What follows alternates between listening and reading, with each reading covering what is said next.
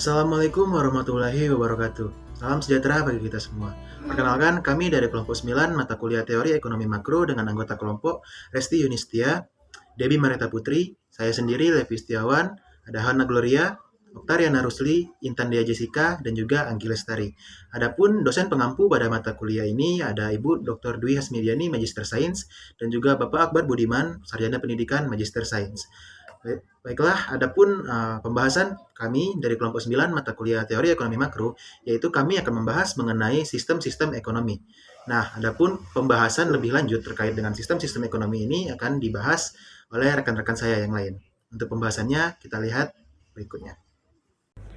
Baiklah, di sini saya akan menjelaskan tentang definisi sistem ekonomi. Definisi sistem ekonomi yaitu salah satu alat guna mencapai tujuan kehidupan bersama suatu bangsa atau negara. Ketika membandingkan sistem-sistem ekonomi yang ada, telah terlihat bahwa masing-masing sistem ekonomi memiliki perbedaan-perbedaan yang sangat kontras. Namun, di antara perbedaan-perbedaan tersebut, terdapat satu persamaan yang sangat mencolok, yaitu setiap sistem ekonomi disusun untuk mencapai tujuan akhir yang gemilang. Kondisi akhir tersebut merupakan suatu peradaban manusia yang ideal, di mana manusia baik secara individu maupun kelompok menikmati kekayaan, keadilan, kemakmuran, dan kemerdekaan seutuhnya. Karenanya, jika semua sistem ekonomi mempunyai tujuan yang sama, tentunya semua sistem ekonominya harus dapat dinilai dengan kriteria yang seragam. Dengan demikian, penilaiannya akan sangat objektif. Baik, saya Oktariana Rusli dari kelas Indralaya akan menjelaskan mengenai pengertian dari sistem ekonomi. Sistem ekonomi merupakan suatu sistem yang mengatur kondisi perekonomian suatu negara sesuai dengan kondisi kenegaraan dari negara itu sendiri. Setiap negara pasti memiliki sistem perekonomian yang berbeda-beda.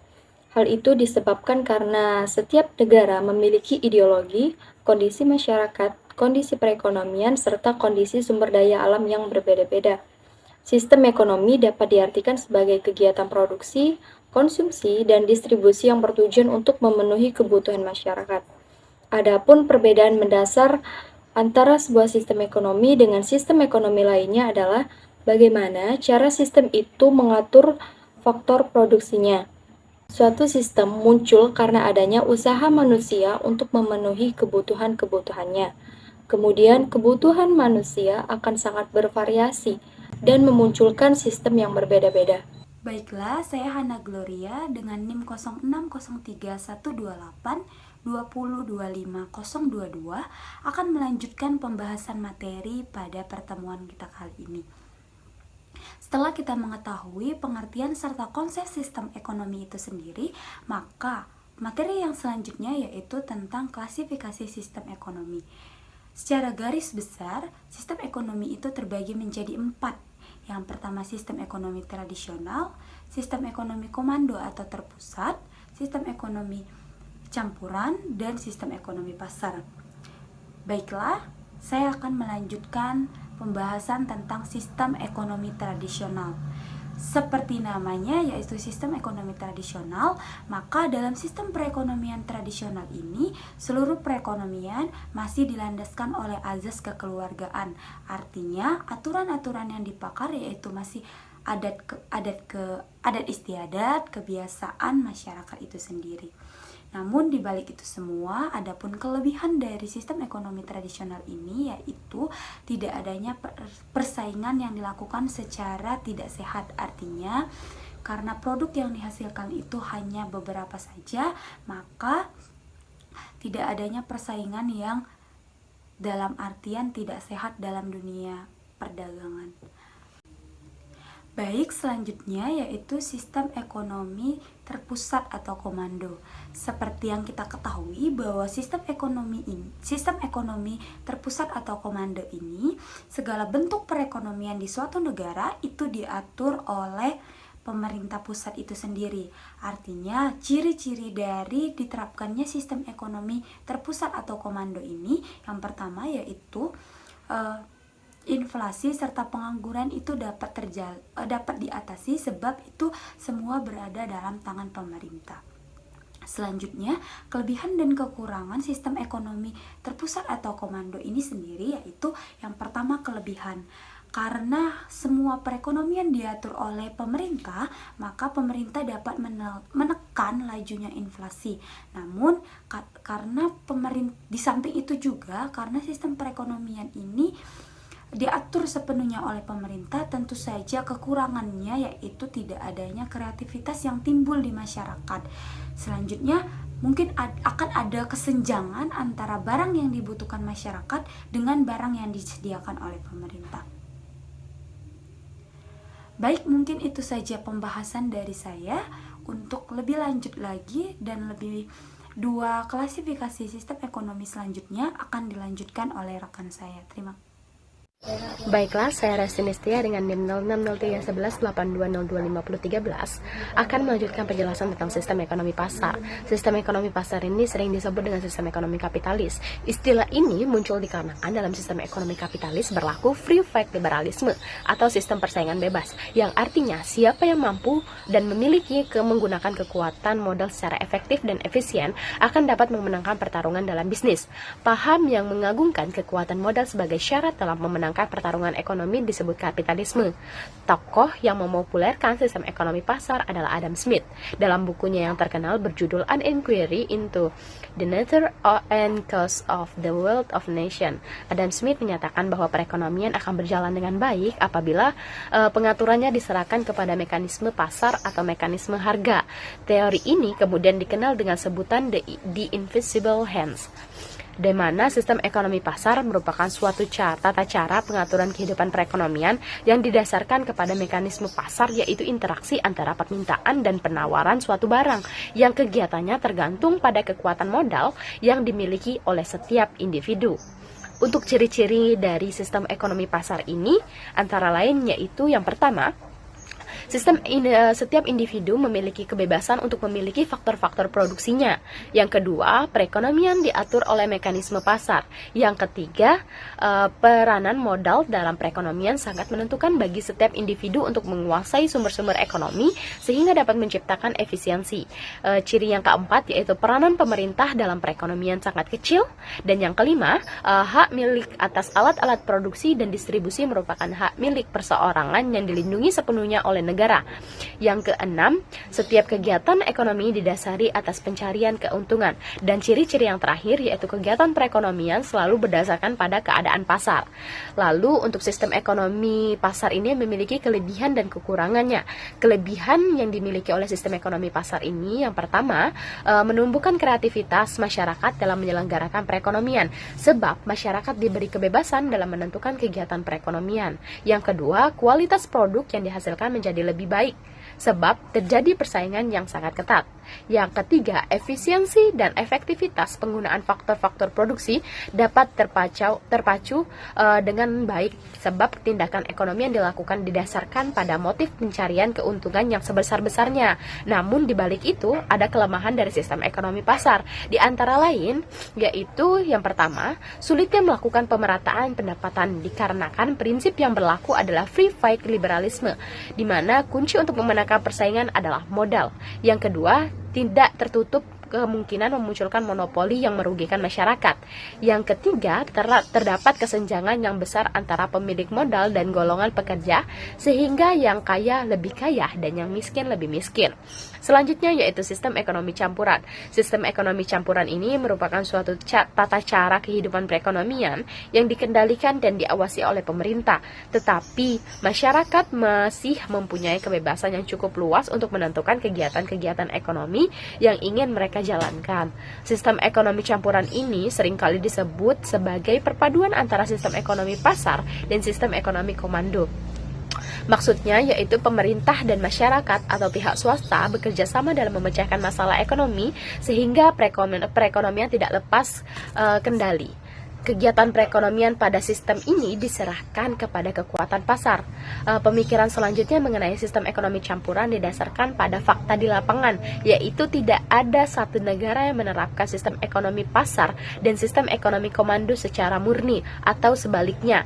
Di suatu negara yang menganut sistem ekonomi pasar, pemerintah masih turut mengendalikan beberapa sektor yang dianggap menguasai hajat hidup orang banyak. Di balik itu, ciri-ciri dari sistem ekonomi campuran ini antara lain yaitu yang pertama, hak milik individu atas faktor-faktor produksi diakui, tetapi ada pembatasan dari pemerintah.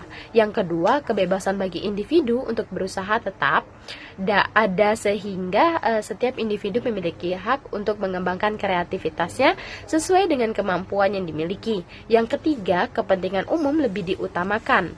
Yang keempat, campur tangan pemerintah dalam perekonomian hanya menyangkut faktor-faktor yang menguasai hajat hidup orang banyak.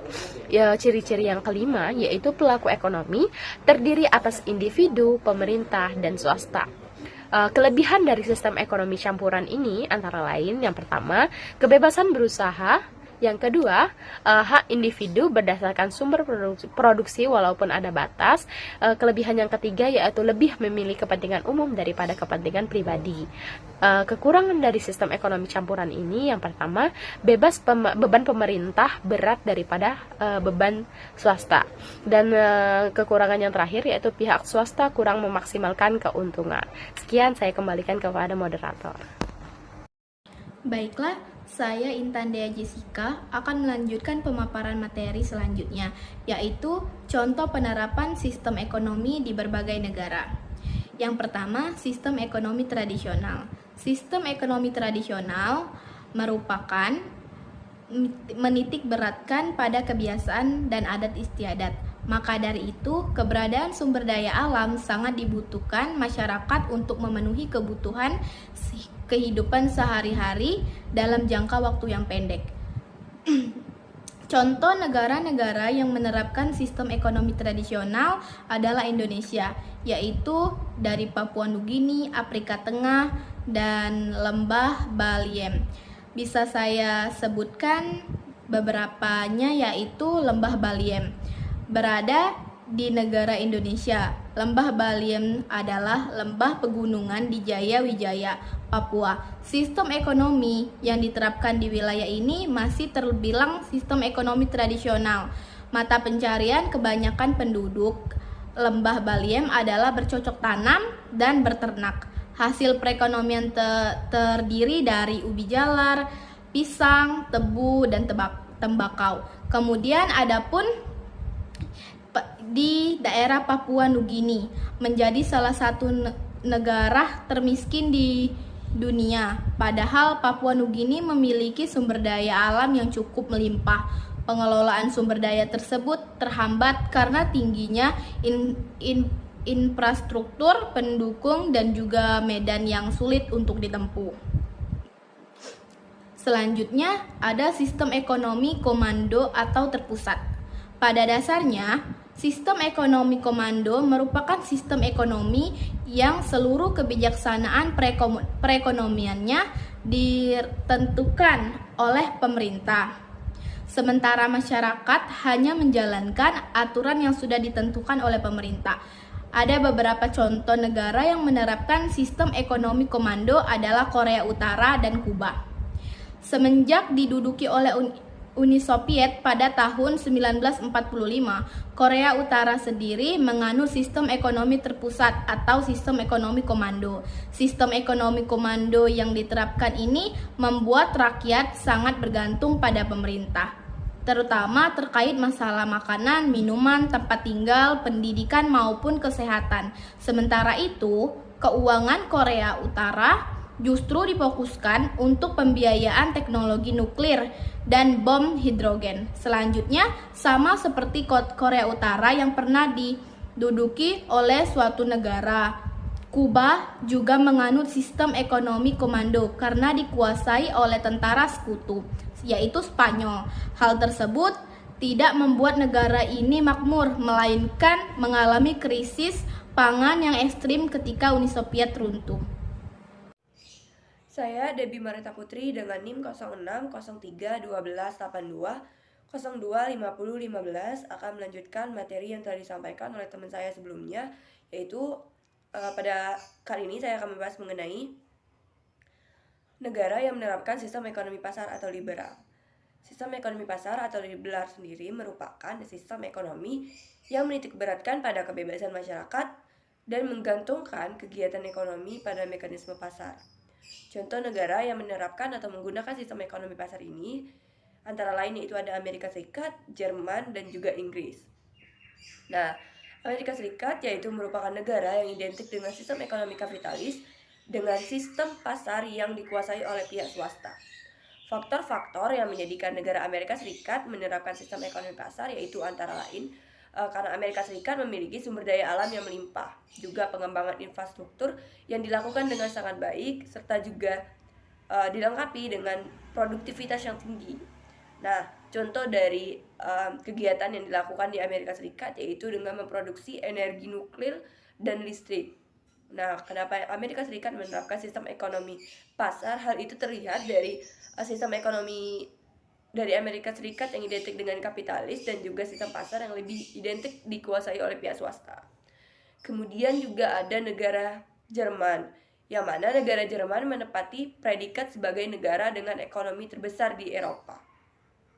Nah, beberapa faktor yang menyebabkan hal tersebut karena tingkat korupsi di negara Jerman itu tergolong kecil, juga masih adanya adanya kapitalis pasar di negara Jerman, juga memiliki tingkat inovasi yang tinggi dan memiliki tenaga kerja dengan kemampuan yang tinggi. Nah, mengapa negara Jerman ini bisa dikatakan sebagai negara dengan sistem ekonomi pasar? Karena bisa kita tahu bahwa negara Jerman ini memiliki sistem kapitalis di dalam pasarnya tersebut. Kemudian juga ada Inggris dengan negara yang menganut sistem ekonomi pasar selain dari Amerika Serikat dan Jerman. Bahkan di negara Inggris ini merupakan negara dengan perekonomian terbesar yang ada di dunia. Hal itu juga dipengaruhi dengan revolusi industri di negara tersebut. Selanjutnya itu ada sistem ekonomi campuran. Nah, sistem ekonomi campuran adalah sistem ekonomi yang menitikberatkan kegiatan ekonomi pada interaksi antara pemerintah dan pihak swasta. Dalam sistem ekonomi campuran ini, pemerintah berperan untuk mengawasi dan mengendalikan kegiatan perekonomian. Sementara pihak swasta diberikan kebebasan untuk menentukan kegiatan perekonomian yang ingin dilakukannya. Tapi dengan catatan, tetap dikendalikan atau tetap diikut campur tangankan oleh pihak pemerintah, karena ini merupakan sistem ekonomi campuran keterlibatan antara pemerintah dan juga pihak swasta.